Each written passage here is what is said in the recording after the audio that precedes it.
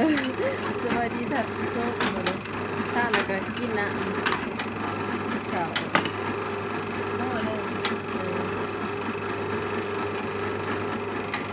มาตำเสืออาจารย์เลยใครใจดีมาตำลูกซอยสาวอาจารย์เลยนะสาวคู่เลยนะ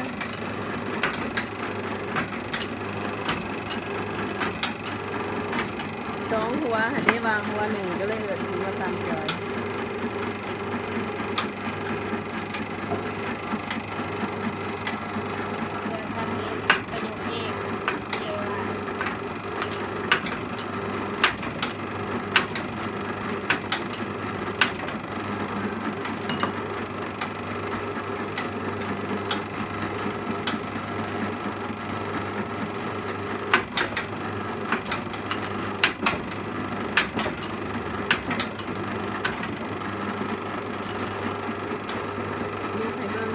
เวลาตำแล้วนะยกให้เบิ่งอีกแน่โอ้จะน้อยเดี๋ยวเสื้อพ่ออาจารย์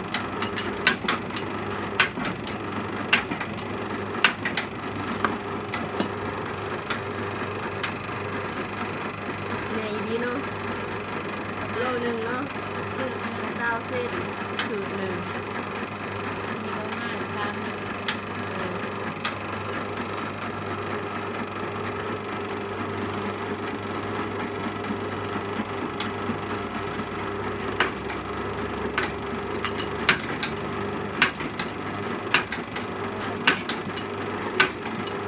อาจารย์ดีใจยิ้มแก้วแหงรีเวียงกันเลยทางอลี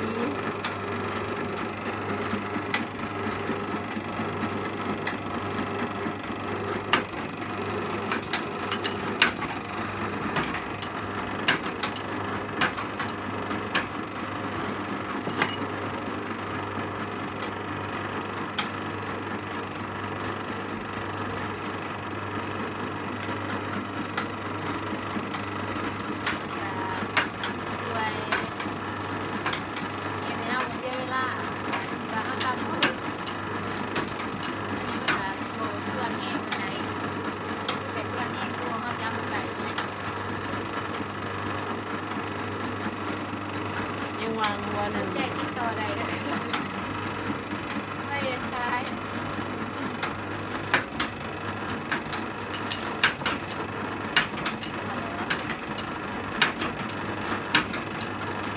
ยังวางหัวหนึ่งใครใจดีมันตำซอยเนี่ยเด้อ